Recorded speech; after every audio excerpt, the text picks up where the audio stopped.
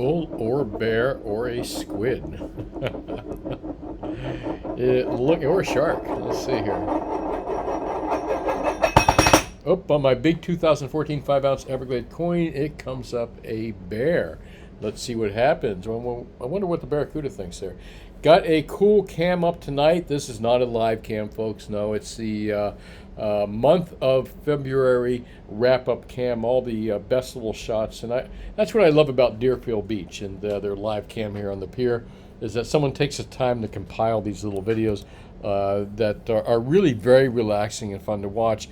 That's the Fresh Fish Tango during the month of love, February 2023, underwater cam here. Pretty cool stuff. Thought you might enjoy that. Always like to show you local live cams. This is not really a live cam per se, but it's something that we could have watched live, right? Kind of qualifies for live, I guess. Well, let's get into the quote of the day, which is by Ted Butler, Butler Research. One of, in my humble opinions, smartest people out there when it comes to how the silver prices and gold as well, but mostly silver, are depressed by the big commercial banks out there. You know, again, how they do it, why they do it. Obviously, why is profit, simply profit. Who the players are, who the players aren't, like the CFTC and the regulators. But meanwhile, let me read this quote here if you haven't read it already. While I was blabbing my mouth there.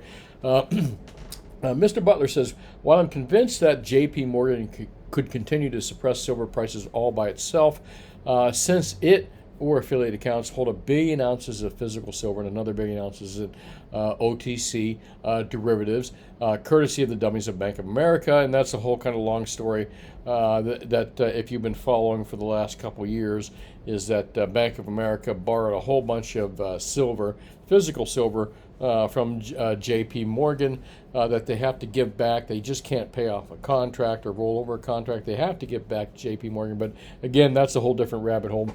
But meanwhile, let me continue here. Should it so desire? And again, more or less, this story right here is about J.P. Morgan hoodwinking the dummies at Bank of America into buying a bunch of physical silver. Sorry about that, folks. Didn't mean to blow that up in your faces. I'm not the, jeez. I'm like the guy, the teacher. Remember the old school? You used to have the overhead projector, and all of a sudden, boom, he'd blow it up or move the slides around or something. All right, here we go. Well, anyways, where we go? Should it desire? Anyway, anyway, that's the drinking word of the night. Anyways, sorry, I just kept repeating myself there. I don't anticipate that JPM would continue to suppress silver prices indefinitely for 2 reasons previously given.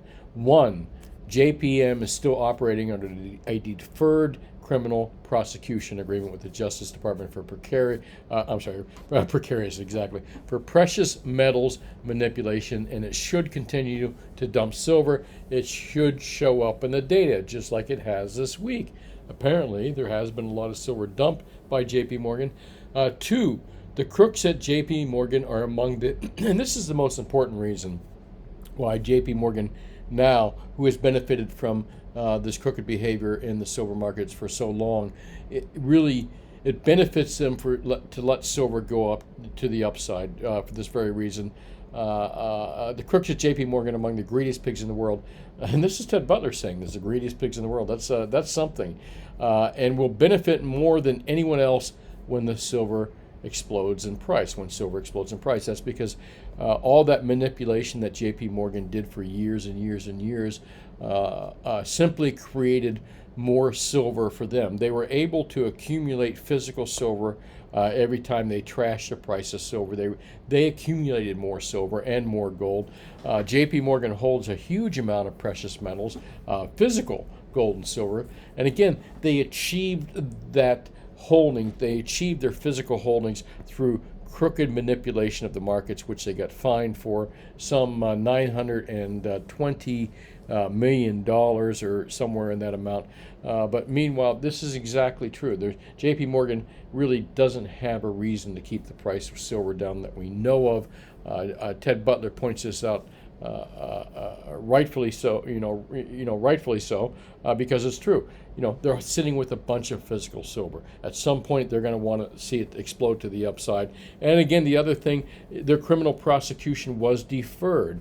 They really shouldn't probably, well, maybe it doesn't matter. They just know they're going to pay another fine. But, criminal prosecution deferred means that if what they did when they got fined $920 million for, if they do it again, they could face jail time. Someone could face jail time for this, and actually, they probably should have faced jail time for the first time around. And remember, J.P. Morgan only got a fine for spoofing markets. Spoofing markets. No one has been accountable for what Ted Butler's been talking about for years, which is the collusion amongst the big commercial banks of holding the price of silver down, and they also do it in the short term with the price of gold. But gold manipulation is more done by central banks and the Bank of International Settlements and other huge entities, in my opinion. But we'll get to that in a moment. Meanwhile, let's take a look at spot prices, up substantially from where they were last week when I said gold and silver prices suck. Why did I say gold and silver prices suck last week? Not because gold and prices, silver and prices suck. They're great because we can buy them at super cheap prices. What sucks about them is the people that control gold and silver prices, the people that in the short term, in the medium term, and actually in the last 40 years in silver have more or less manipulated the price of silver so low. That's what sucks. And remember, the gold and silver, when I said the gold and silver price sucks in last week's thumbnail, last week's title, it was because price discovery is made in the crooked COMEX markets, the COMEX markets that Ted Butler talks about and the COMEX markets that we all talk about all the time, how they keep the price of silver down with their crooked collusion in the silver markets. But I digress. Wow, what a beautiful evening out there. I'm sitting in the store downstairs in case you heard any cars go by. I'm a little distracted by all the traffic and the people walking by, but no less, these markets suck because the price discovery does come from a crooked source. That's what sucks about it. But meanwhile, if the crooked source is going to continue to keep the price so low, and again, I've pointed out for many times, so many times that the equivalent is if someone was manipulatively keeping the price of oil and gasoline down low so that we could live cheaply. Sound familiar? Maybe I'm getting into some deeper rabbit holes here. Or if someone were keeping the price of steak and lobster and all the things that we love to eat down artificially low, so they could make money, but it provided us an opportunity to buy these items for cheap. It's hard to complain about that. It really is. It's hard to complain about manipulation to the downside. When you look at it from that standpoint as a consumer of a product, and we are consumers of gold, silver, and platinum. Okay. Now, if you need to sell the stuff, it gets more disappointing then. So, which doesn't make sense. Why, with these super artificially low prices that are on the collusive markets and the CME Group markets, why the miners, why the people that toil the hardest to create gold, silver, and platinum, why they haven't complained, why the people that work in those physical markets haven't complained. I don't know. Perhaps they're just stupid. Perhaps they just only know what they know. They're not familiar with this manipulation. Perhaps they are. I don't know. But anyway, that's a question for the sages. 1845, market's up about 30, 40 bucks. Remember we were looking at 1810, 1820 last week when I said market sucked.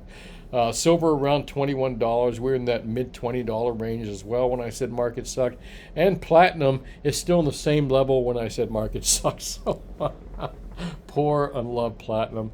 I love that metal. I don't know why. I just do love that metal. I remember growing up that platinum was typically always within $200, mostly above the price of gold for a long period of time, and then within $200 the price of gold or $100 the price of gold up or higher or lower. But certainly no more and not for quite some time. But palladium is, perhaps because palladium has taken the place of platinum in the industrial marketplace. But I'm sure that the silver market is larger than the platinum and the palladium market in the CME Group's crooked marketplaces. And if the silver market's rigged, I'm sure platinum and palladium are just as rigged, folks.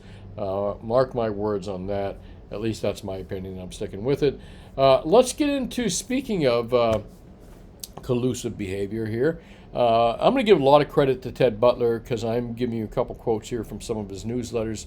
But Ted, the reason he writes these newsletters, there isn't a reason he writes these newsletters, because first off, subscriptions, and it is how he makes a living, by selling his expertise, knowledge for people to read and make accurate decisions on whether they want to buy particular type investments. In this case, it's silver. So I'm going to highly recommend, before I get into this right here, that you take a look at Butler Research. If you buy enough silver and gold, you certainly should be reading his newsletter. I don't know what the monthly cost is, probably about 30 or 40 bucks, but that's not much in the grand scope of things, especially if you're a dealer, again, or you're buying large amounts of gold and silver. And you can also read a lot of free articles too. There's some free articles on his website. Here, free articles right here, free archive. You can catch up with a lot of cool stuff here. I kind of recommend you read that as well. Well, there's an archive here that has a bunch. There we go. A bunch of different articles from different times of year, but highly recommend that you read Ted Butler. So here, let me share a couple quotes from a recent newsletter from his. This past week was the first up week in 7 for silver, the longest downswing in memory, and for gold it was the first up week following 4 down weeks. On the downswing, silver penetrated all 3 of its key moving averages, 50-day, 100-day, and 200-day moving averages, while gold only penetrated one of its key moving averages, the 50-day moving average. As a result of silver's marked relative underperformance over the past 2 months, the silver and gold price ratio blew out from 75 to 1 by more than 12 points to 88 to 1. And I think when I looked today, it was about 87 and change to 1. So nearly about the same when Ted wrote this article right here. And it was, he says 88 to 1. Therefore, oh my gosh, I did it again. Sorry about that. Don't get me near a computer. There's no better way to read that. Okay, never mind. Therefore, let me see if I can do this without screwing things up. Therefore, I did. A reasonable observer might wonder what was it that accounted for silver's pronounced priced weakness, both on an absolute basis, down more than 15% from year-end, and a relative basis to its centuries and millenniums old precious metal partner gold, which is year-to-date up. Had silver's actual supply and demand fundamentals suddenly turned sour? No. Not according to any published statistics. In fact, silver's actual fundamentals were much more positive than ever. As recorded, inventories fell and physical turnover remained frantic. Certainly, there was no observable increase in mine supply or decrease in silver fabrication demand. Then, and Ted Butler asked here rightfully, gosh, I can't get that to highlight now. It won't do anything. Then what the heck accounted for the pronounced price weakness in silver over the past 2 months? And you got to ask yourself that question. We were looking at $24 and $25 silver not too long ago, and then what are we looking at? Last week, $20.50, $20.40 in that range. Now we're in that $21 mark. So Ted asked the same question that I've been asking, and we all ask ourselves: what accounted for silver being so weak? Why did silver go from that higher price down to where it was just last week? Well, the answer, and Ted Butler correctly points out here, the answer and only answer is the same answer as for every single significant price sell-off in silver and gold for the past 40 years. In 40 years, I mean, it makes you feel disappointing. It really does, because you say 40 years they've allowed this to happen. Yes, they have for 40 years, but it will blow up in their faces. And let me continue on here. Namely, manipulative positioning of paper contracts on the silver COMEX, the largest precious metal exchange in the world. And of course, you know that I call them the Crimex market. And as has occurred on every other of the scores and more significant sell-offs over 4 decades, and again, Ted Butler has studied this. He's been in this market for decades as well. The paper positioning consists of the commercial banks deliberately rigging prices lower so that their main counterparties, the managed money traders who happen to abide by technical price signals would sell. What are technical price signals? They're moving day averages and those kind of things. They're when the Fed comes out and says that they're going to raise interest rates, all right? These are the things that the technical sell on, the managed money sell on. And let me continue here because that's a whole different rabbit hole. Would sell, allowing the commercials to buy. This manipulative game is so repetitive that it's become relatively easy for me to predict fairly accurately just how much positioning took place before the COT reports get published, enough to offer predictions that tend not to be embarrassingly wide of the mark. And more or less what Ted's saying here is what we all know, and what I said last week when I said the gold and silver markets suck. It's not that gold and silver suck. It's not that the ability to buy these metals at really low prices suck. It just sucks that the price narrative, the price structure, the spot prices are derived from these crooked manipulators. That's what sucks, in my opinion. And I'm sure most of you would agree with that, and Ted Butler would not disagree. But meanwhile, at some point, folks, they're going to lose control of this because they are having a harder and harder time coming up with physical silver.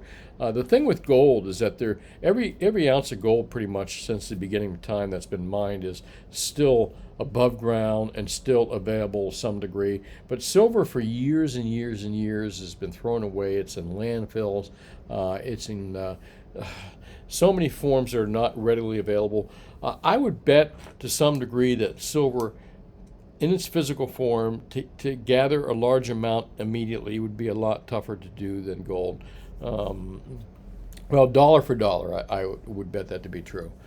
Meanwhile, let me move along here. I thought this was pretty cool. I wanted to share it with you.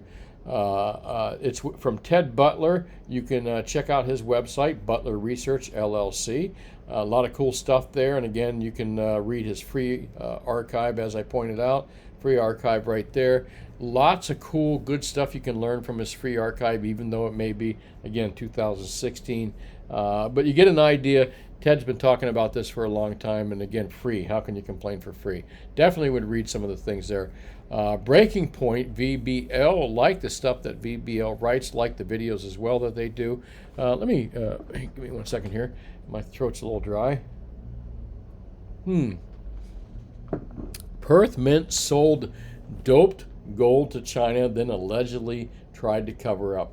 Interesting story here, and it seems a little alarming on the surface here when you read the headline here. Perth Mint sold dope gold to China and allegedly tried to cover it up. It's true. It is true. However, the definition, doped gold. What was the definition? All right.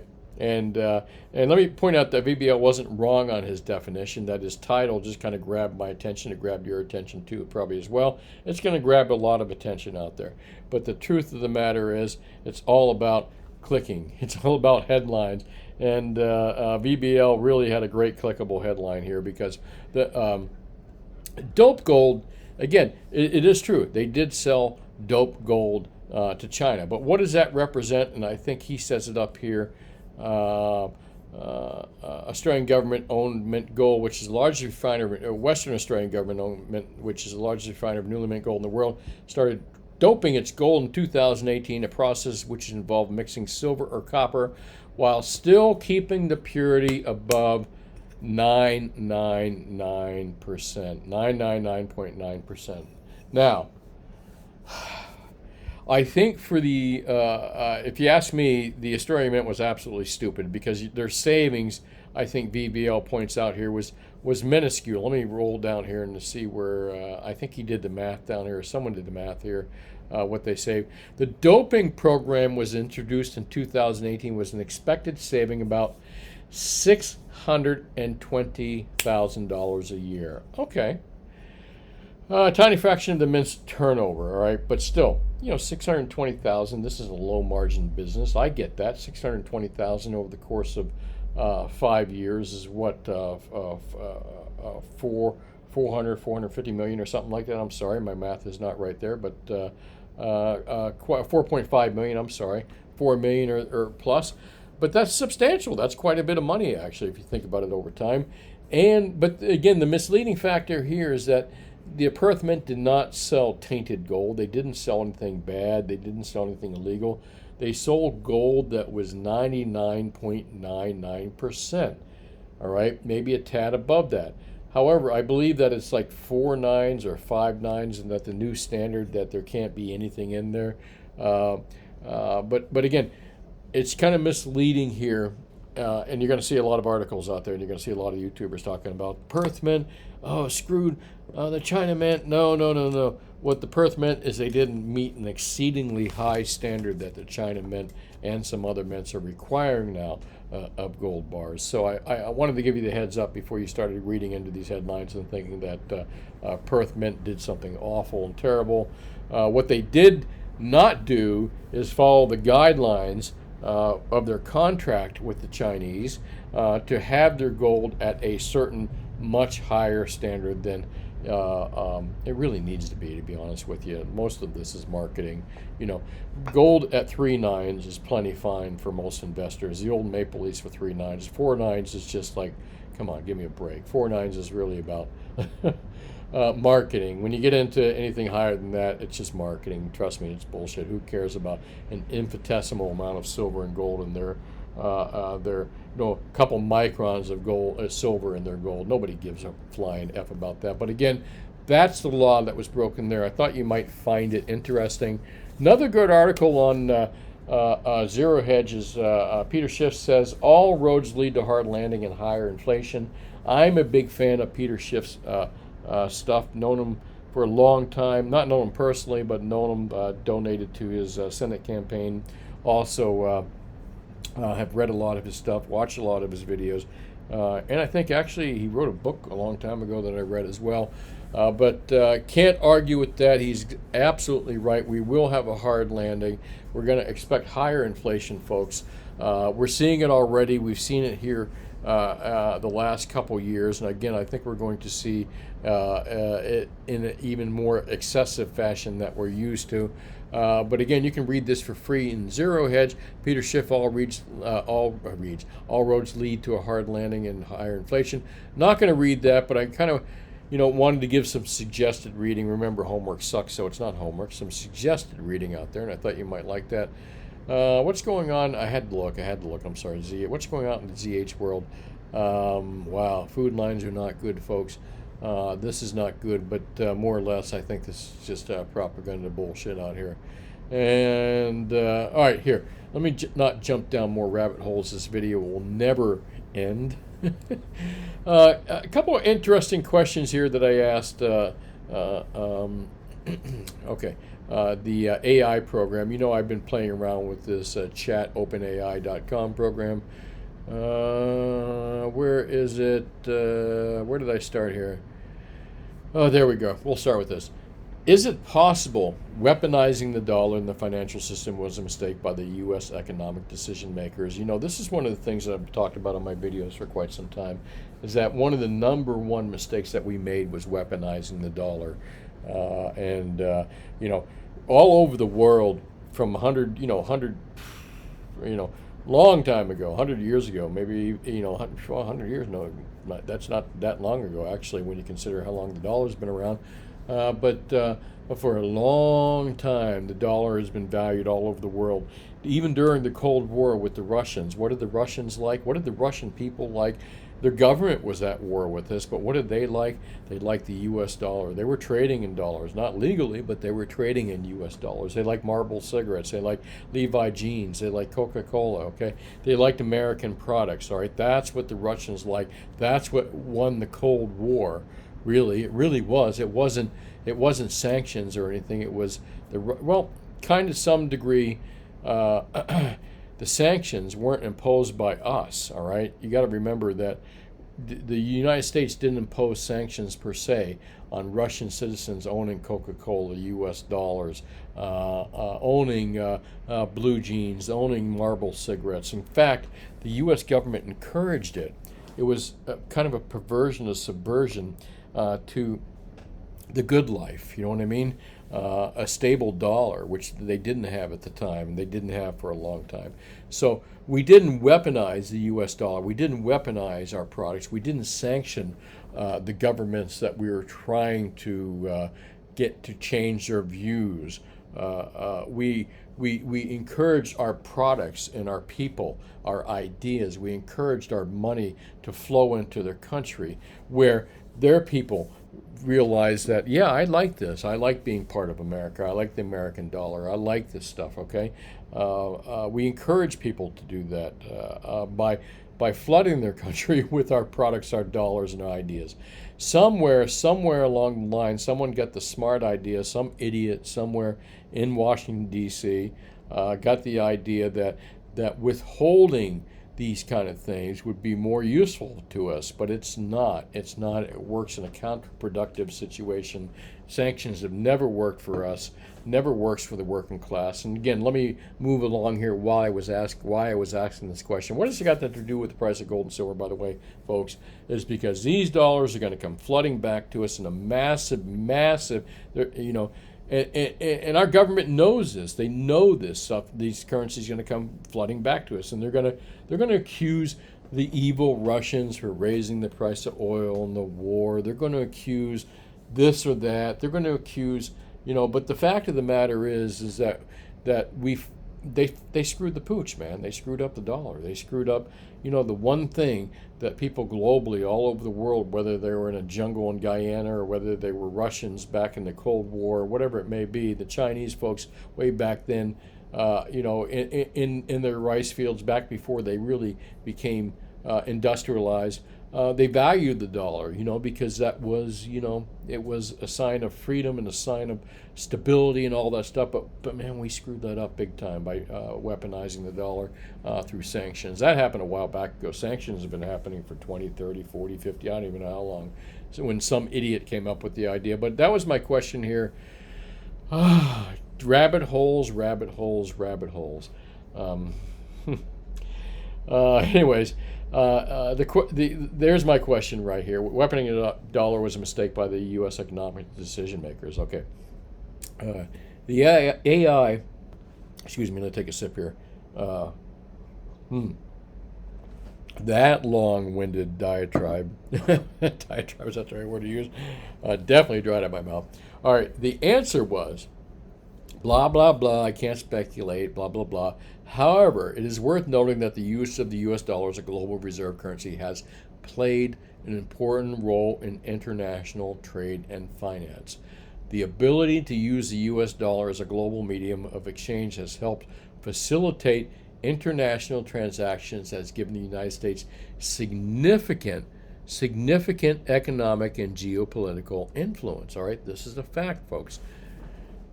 This is what the dollar did. This is how the dollar ended the Cold War. This is how what caused the Chinese to become Chinese people to become capitalists, was the flood of ideas, the flood of the dollar, the flood of our products, everything into their society, not the sanctioning of it. All right. So again, I'm going to move on here, and the computer AI program agrees with me on this.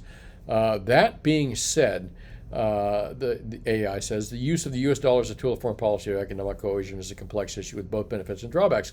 While it may provide leverage in certain situations, it can also lead to tensions and backlash from other countries. Additionally, the use of economic sanctions or other financial tools can have unintended consequences, such as harming ordinary citizens or destabilizing entire economies.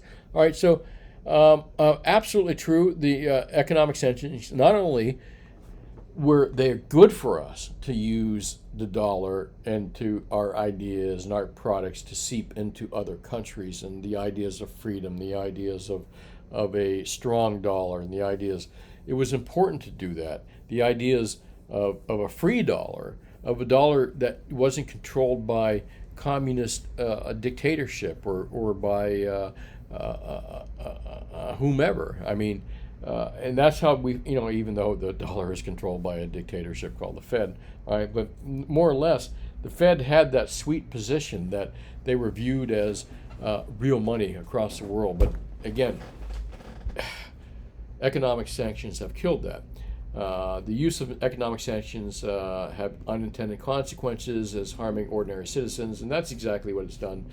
Not only does it harm other countries, it harms us as Americans, our domestic policy, our domestic economy here, because those dollars that aren't being used in these other countries, when you hear of the no more petrodollar, what that really means is that all those billions and billions of dollars that we use in the petro trade will come flooding back to America, where it will flood America with lots of dollars, which somehow they're either going to have to suck it up or the value of the dollar is going to significantly get worse. All right, that's it in a nutshell. It gets complicated, man. Again, more rabbit holes here. Overall, AI says the question of whether weaponized dollar in the financial system was a mistake is a matter of debate and depends on one's perspective and goals. So I ask perspective and goals, that's a good question to ask. I ask, who would weaponizing the dollar be good for, and how?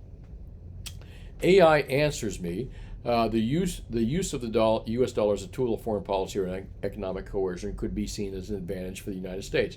And again, folks, for some of you that might be dropping out of here, this is important because the more dollars that are going to flow back into the United States. I know a lot of you folks are saying, well, what does it got to do with the price of gold and silver, Brian? Why are you going down this rabbit hole? I mean, if I want to talk about this or hear about this, but anyways, what significant impact does it have on the price of gold and silver? Folks, again, the more dollars that flood back into this country by inept, stupid decisions made by economic and political policymakers that we've had for the last decades and decades, the more dollars that flow back here, the worse it is for the U.S. dollar buying power, which again I've showed you is an inverse graph laid over the gold.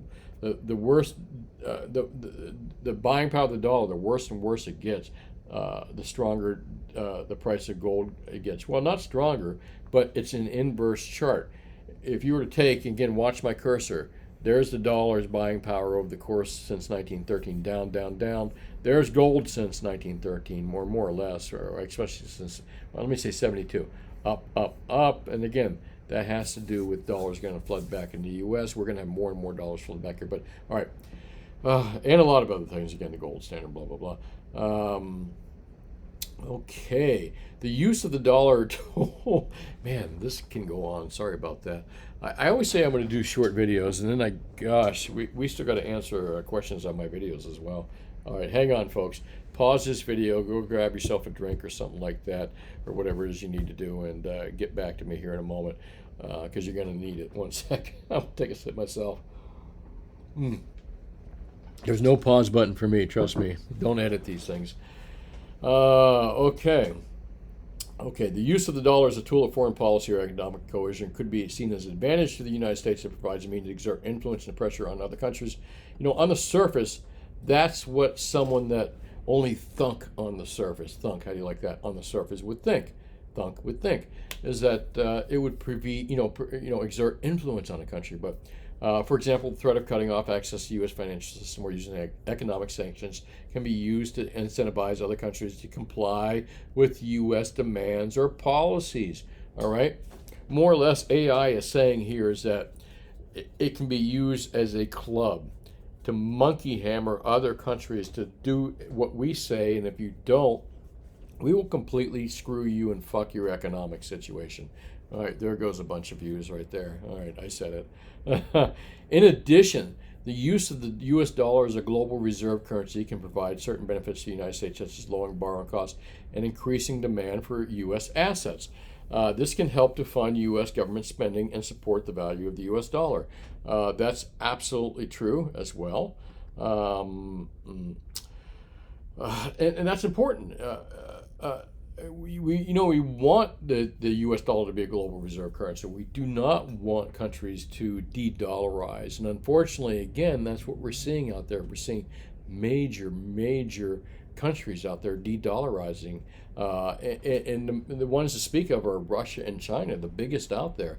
They're the ones that we should actually, if we had smart economic political people in office, they would be making friends somehow with. We'd be flooding their country with dollars, not taking them away from them. We'd be flooding their country with blue jeans, music, cigarettes, culture, you name it, China, and that's how you win a economic war. You don't win it by sanctions. But again, I digress. Um, the use of the U.S. dollar as a global reserve currency can provide certain benefits to the United States as alone. Blah blah blah blah. I got into that already. I'm sorry. However, the use of the U.S. dollar as a weapon can also have drawbacks and unintended consequences. And what Ron Paul called many years ago, and what the IRS, with the CIA as well, uses the term unintended consequences, which is blowback. We can have blowback from that. It can lead to tensions with other countries, damage to diplomatic relationships. Exactly what do we got going out right now with China and Russia? Damage diplomatic relationships, harm ordinary citizens who may be affected by economic sanctions or other financial tools. Additionally, over-reliance on the U.S. dollar as a global reserve currency can create risk for U.S. economy and financial systems if other countries begin to diverse away from the U.S. dollar. All right, and that's very important to note that the EAF program said that, because it's exactly what you see going on in the BRICS nations, exactly what you got seeing going on with some of the world's largest purveyors in industry and commodities, like Russia and China, world powers.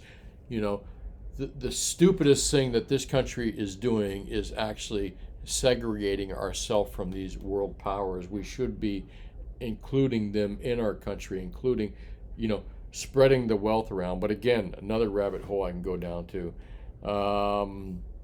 And I ask, like China and Russia, and again, it says if other countries begin to diverse away from the U.S. dollar. So this program is pretty smart, because it knows that I'm asking and relates to this answer right here. Like China and Russia and BRICS nations are diversifying from the dollar. And it says, yes, China, Russia, and other BRICS nations have taken steps to diversify their reserves away from the U.S. dollar. For example, China has been increasing its holding of gold. Now, I didn't even ask it this. And diversifying its foreign exchange reserves into other currencies such as the euro, Japanese yen, British pound, blah, blah, blah. Oh, God, British pound, there's the biggest dog out there. I'm sorry to my UK friends, but you know it as well. Your country is run by a bunch of morons as well. Russia has also been reducing exposure to the U.S. dollar and has increased its holdings of gold. Of course, we know it's gold. AI brought this up. I didn't bring this up. And think about that. That's a powerful comment it made without even my urging it to make that comment. These countries are seeking to reduce their reliance on the U.S. dollar in order to minimize the impact of U.S. economic sanctions and to reduce their exposure to potential fluctuations in the value of the dollar. Additionally, they are seeking to challenge the dominance of the U.S. dollar as the world's reserve currency and to promote the use of alternative currencies in international trade and finance. Man, this program is just fun to question and talk with. I don't, again, talk with would assume I'm talking with a person. I'm talking with AI here, but man, the answers are so, it derives on all the data. Again, garbage in, garbage out, all the data that can find online, and it does a fair job to some degree if you really start to question it. Again, how weaponizing a dollar can hurt, not how great is the U.S. dollar. I mean, if you start asking it specific questions, it will start giving you some specific, honest answers, in my opinion. And why would China or Russia worry about economic sanctions, I ask, and are their worries justified? All right, I better take another sip because this is going to be a long one. China and Russia, AI answers, like any other country, may worry about economic sanctions because sanctions can have a significant impact on their economy and their ability to engage in international trade and finance. Economic sanctions are often used as a tool of foreign policy to pressure a country to change its behavior or policies. So, AI is saying here is that, our economic sanctions, U.S. economic sanctions, are basically engaged in to make Russia and China change their policies, change some of their policies. And let me tell you, the policies that we're giving on again, I'm jumping down another rabbit hole here. The policies that we're giving by our corporate media out there, by CNBC, Wall Street News, Wall Street Journal, Bloomberg, CNBC, finance, and all these corporate news stations is that Russia is bad, China is bad, that the sanctions are good because, but remember, folks, that may not necessarily be true. All right, again, I'm not saying that China and Russia don't have their own problems or their own issues, but that's for their own people to solve, not yours or mine.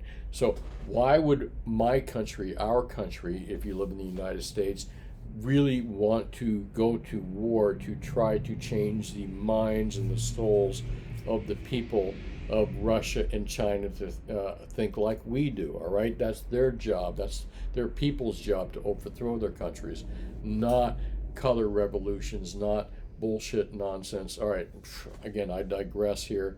Wow, I'm sorry about that. Didn't mean to go. Again, let me move along to what AI says here. In some cases, sanctions can restrict a country's ability to access global financial markets, limit trade with other countries, and freeze assets. That's why China and Russia. Again, no matter what happened with Ukraine and Russia, basically Europe and the United States basically stole Russian assets, all right? Not on any legal basis. They just said Russia bad, Russia should never have done this. And again, there's a lot of debatable questions in that, a lot of debatable statements and questions, and should they have done it or should they not have done it? And I'm not going to do it in this video. But no less, again, why would the United States weaponize this whole situation? Why wouldn't, instead of spending $100 billion, $200 billion in weapons in that Ukraine country for weapons and all kinds of stuff, why wouldn't we spend, $1 billion or $2 billion creating peace and commerce, if you got my whole thing here? But anyways, Russia and China have been subject to economic sanctions, and that's why they're de-dollarizing. What does that got to do with the price of gold and silver? Well, it's all going to come roaring back to the United States, folks. All this, when the petro dollar is no more or hardly any more, and the dollar is not being used by a lot of these countries, where do you think those dollars are going to go? What do you think, they just disappear into thin air? No, they come flooding back to the United States, folks. That's what inflation really means. That's what they don't want to discuss in Washington, D.C. or the corporate media. That's what you're not hearing about. What does that got to do with the price of gold? Up, up, and up, up, and away. Whether or not AI says here, well, hang on one second. China and Russia are both subject to economic sanctions in recent years. For example, again, remember AI, garbage in, garbage out. That's what it's pulling on. Maybe a Wikipedia article here. The U.S. has imposed sanctions on China and Russia for a variety of reasons, including human rights violations, military aggression, and election interference.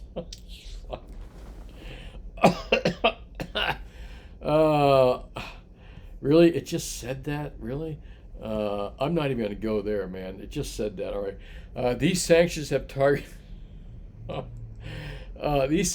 targeted specific individual companies and sectors of economies, and they have varying degrees of impact on the country's economy.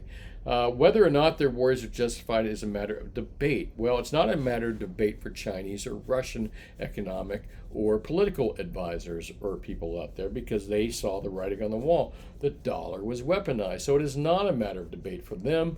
Maybe it is for us in the aftermath of what is going to be the de-dollarization of the world, all flooding back to the United States, which is going to, again, cause price of gold and silver to go up substantially. But again, rabbit holes, rabbit holes, rabbit holes. Some argue that economic sanctions can be effective for achieving political goals. Some who? Who are those people? What idiots argue for that? Well, I guess there are some out there, but please, I should ask who. While others argue that they can be counterproductive and lead to unintended consequences. Well, I'm proud to say that I am the others, and other smart people are the others. Regardless, it is understandable that China and Russia, like any other country, would seek to, and again, this is very intuitive of AI to say this. It is understandable, AI is saying this, okay, that China and Russia, like any other country, would seek to minimize the impact of economic sanctions on their economy and their ability to engage in international trade, and finance. That was a very astute comment, very powerful comment coming from AI as well. And I would agree 100%, and I would say that as well, and I've said that often. As I'm surprised it said that, really, given the amount of trash that it's probably drawing its data from. I said, why is it often said that sanctions only affect the working class, not the sanction? The idea behind the statement, sanctions only affect the working class. Now, I asked that question right there. Again, I know that. In my opinion, sanctions only affect the working class, not the sanction, all right? So I asked AI that, and it says, the idea behind the statement is sanctions only affect the working class, not the sanctions, that economic sanctions tend to hurt ordinary people more than the political elites. And that was the whole point of my conversation here, folks, is that you don't want to hurt the people that you're trying to convince that you're on their side, like the Russians during the Cold War, that we were giving cigarettes, dollars, US dollars to cigarettes, a stable dollar, somewhat stable, cigarettes, jeans, Western music, culture, ideas. We weren't sanctioning them. We were flooding them with stuff. That's what made them want to be on our side, all right? Got my point here? Got my point? Is that economic sense tend to hurt ordinary people? We know this. It makes them even more stubborn in their resolve. Look at Iran as a great example of this. Iran has become more stubborn in their resolve, okay? Not less stubborn. We need to flood that country with dollars. We need to flood it with whatever products we can throw in there, Coca-Cola, you name it. All the gummy bears, you name it. Flood their country with that stuff, you know what I mean? Flood their country with dollars. Again, ideas, culture. That's what's going to change their country, not limiting their citizens' ability to get to that stuff. And again, this is because political elites typically have access to resources. Bango, bingo.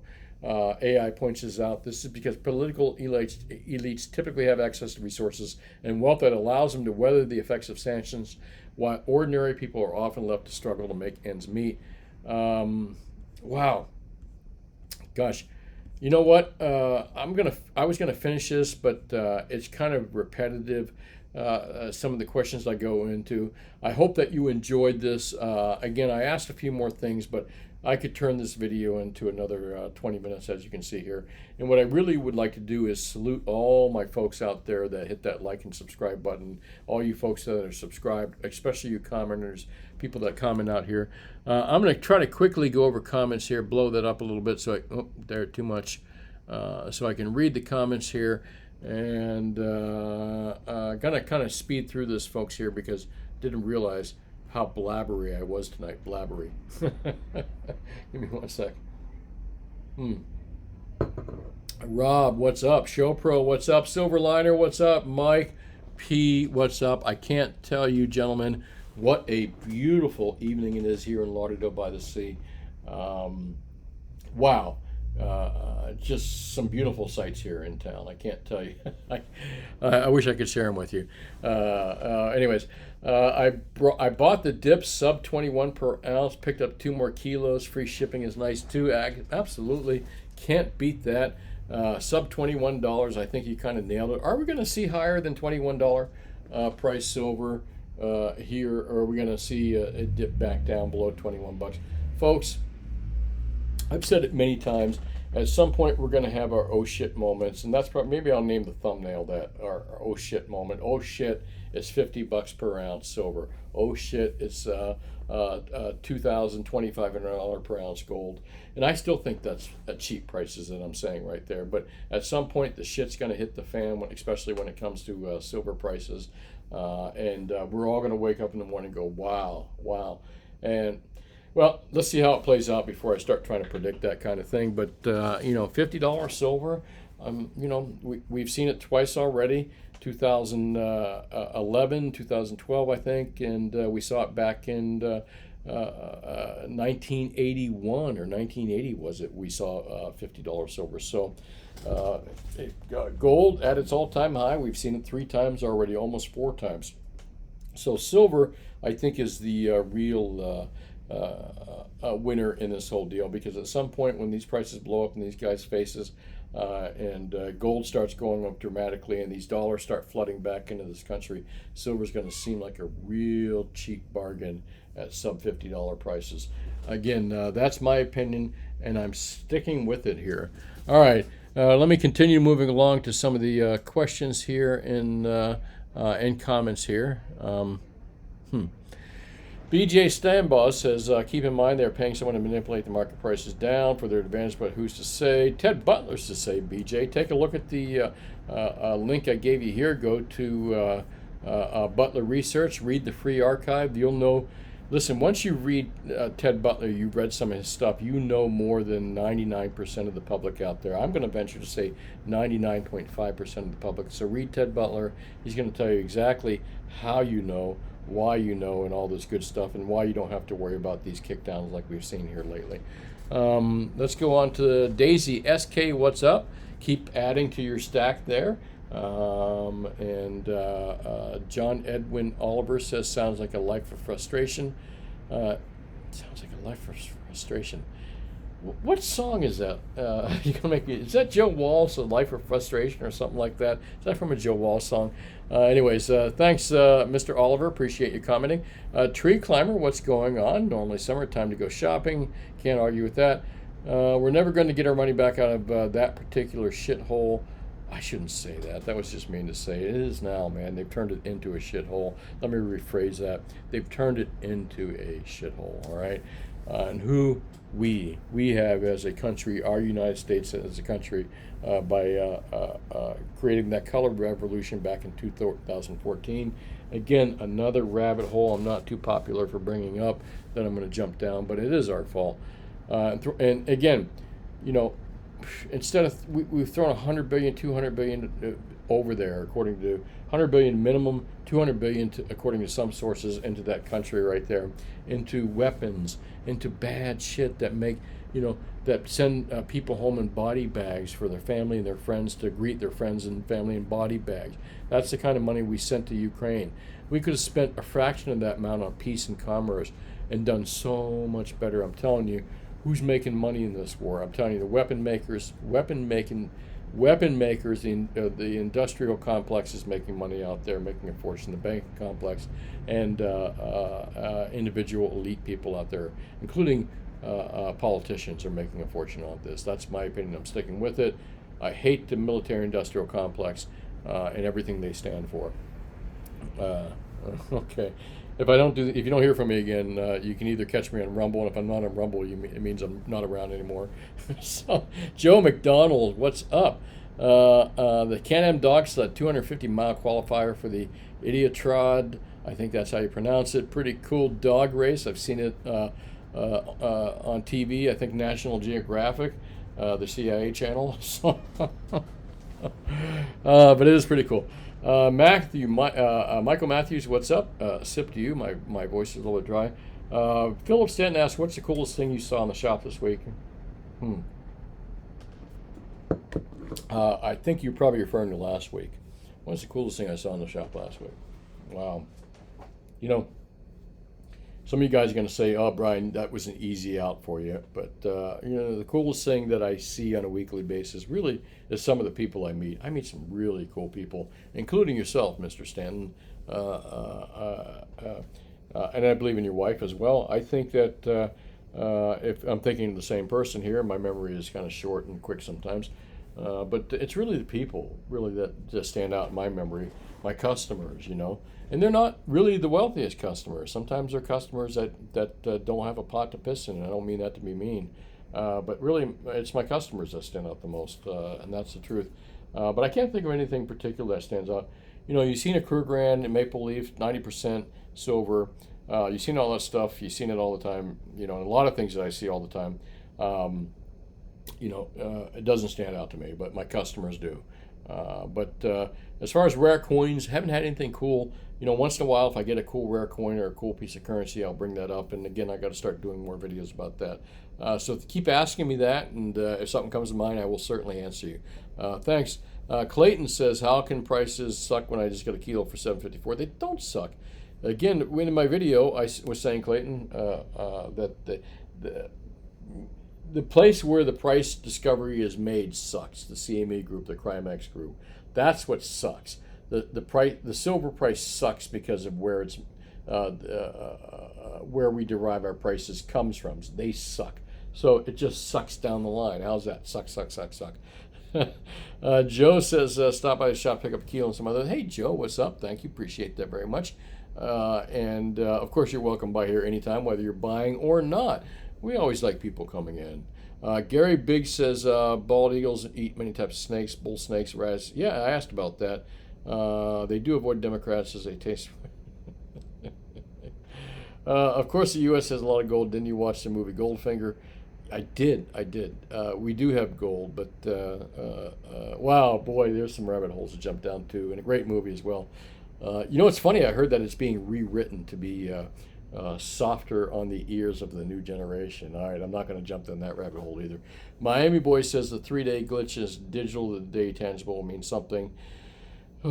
Yeah, tangible. It's all about tangible, in my opinion, folks. It really is. Hey, I'd like to thank everybody for watching. Please subscribe to my videos if you haven't already. Hit that like, subscribe button. That little bell that's up in the corner of your page somewhere will alert you when my new videos come up. Also, I am answering questions on Twitter. I've never been a big Twitter guy, but now that it's owned by Elon Musk, and I truly believe that he is a free speech advocate, and it's changed dramatically. I'm out there talking, gabbing, and talking about precious metals. So you can reach me out there, friend me up, hit me on that. Look, 35 followers. I think most of them are my family, and a couple of you guys.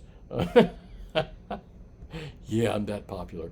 But no, actually, hit me up out there. I think that community will grow out there, and I'd like to converse with you more personally out there as well. Hard to do on YouTube. You can also, if you find that you don't find me on YouTube, you can find me here. If you don't find me on YouTube, obviously I said something that displeased someone, and you know, it could happen. It could happen. You know me, I've got a big mouth. You know, I'm not afraid to say it like it is, or at least like it is, or at least like I think it is.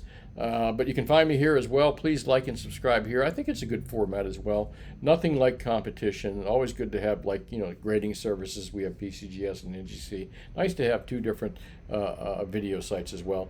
And that's it, folks. If you're looking to buy gold, silver, and precious metals, and if you live in South Florida, I can beat Atmex, SD, JM, Bullion. I can beat the online guys, the biggies out there. I can also beat the locals down here as well. So whether you're buying $1 worth or $1 million worth plus worth of gold, silver, and platinum, as long as you can write the check for it and cover it, we're good with it. We can get you really good deals and good advice and all that stuff. We're a small store, been in the same location since '95. Look a little bit tight and cramped, but we're a powerful little place, and we get stuff done and make great deals happen. If you don't live in South Florida, and we do some shipping only if it's over 100 ounces of gold and 1,500 ounces of silver. If you can't order that from us, again, we don't have a traditional website. I recommend highly that you find yourself a good local dealer before you order online, because there's nothing like keeping that money local. I've always said, keep the money local. Very important thing to do. Anyways, thanks for watching. Have yourself a great day, and I will talk to you tomorrow. Bye now.